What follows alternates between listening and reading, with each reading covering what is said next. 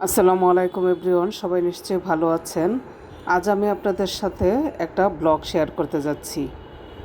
আমি বেশিরভাগ সময় আপনাদের সাথে রান্নার রেসিপি শেয়ার করে থাকি, তো মাঝে মাঝে বিভিন্ন জায়গায় ঘুরতে যাই, ভাবলাম আপনাদের সাথে একটু ব্লগ শেয়ার করলে কেমন হয়।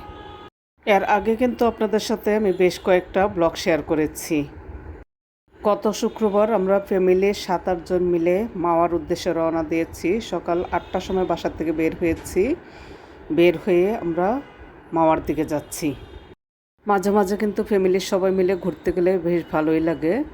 তো আমরা এর মধ্যে চলে এসেছি লিফ লঞ্চ রেস্টুরেন্টে। এটা হচ্ছে মাওয়া যাওয়ার পথে পদ্মা ব্রিজের টোল প্লাজার থেকে ডান পাশের একটা রোড গিয়েছে, তো সেই রোডটা দিয়ে জাস্ট 5 মিনিট গেলেই রেস্টুরেন্টে পৌঁছানো যাবে।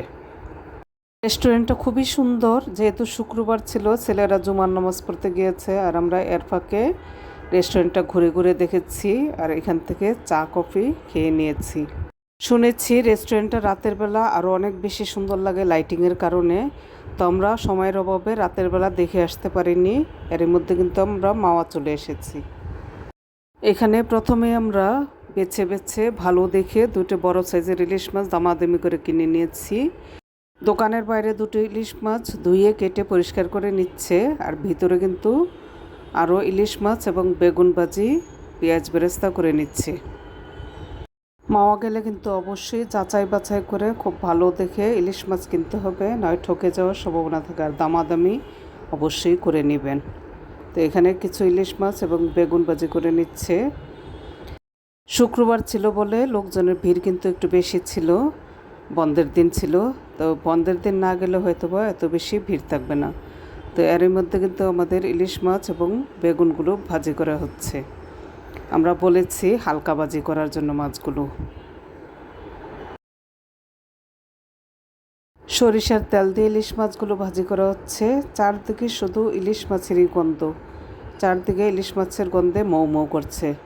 তো মাছগুলো কিন্তু ভাজি করা শেষ, আমরা টেবিলে খেতে বসেছি। ইলিশ মাছ, বেগুন ভাজা, এর সাথে কয়েক রকমের ভর্তা ছিল। ইলিশ মাছগুলো খুবই ফ্রেশ ছিল।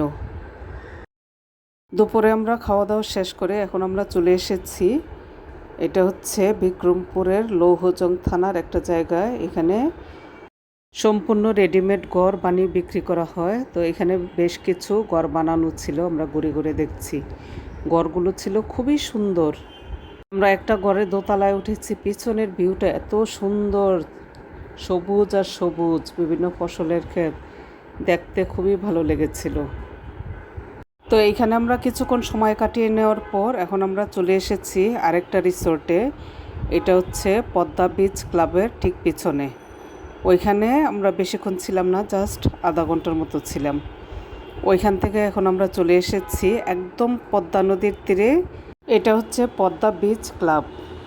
এই রিসোর্টটা খুবই সুন্দর ছিল, একদম পদ্মা নদীর পাড়ে। এখানে বসে থাকতে যে কী পরিমাণ ভালো লাগছিল, পদ্মা নদীর বাতাস আর বাতাস ছিল। দূর থেকে পদ্মা ব্রিজটা দেখা যাচ্ছে, আর এখানে বেশ কিছু বোট ছিল ঘোরার জন্য। তো আমরা সময়ের অভাবে আমরা বোটে উঠতে পারিনি। এই রেস্টুরেন্টে আমরা কিছু কোল্ড ড্রিঙ্কস খেয়ে নিয়েছি সবাই মিলে, আর পদ্মা নদীর পাড়ে বসে থাকতে এত ভালো লাগছিল। এখন পরন্ত বিকেল, সূর্য ডুবু করছে, পদ্মা নদীর তীরে কিন্তু দাঁড়িয়ে থাকতে খুবই ভালো লাগছিল। তো রাতে আমাদের আরও একটা দাওয়াত ছিল এক বাসায়, তো আমরা আর বেশিক্ষণ সময় না কাটিয়ে আমরা বাসার উদ্দেশ্যে রওনা দিয়েছি। মাওয়া যেহেতু ঢাকার খুব কাছে, যাদের দূরে যাওয়ার সময় নেই তারা কিন্তু যে কোনো ছুটির দিন অথবা যে কোনো দিন এখানে ঘুরে আসতে পারেন। তো আমার ব্লগটা কেমন লেগেছে জানাবেন। আল্লাহ হাফেজ।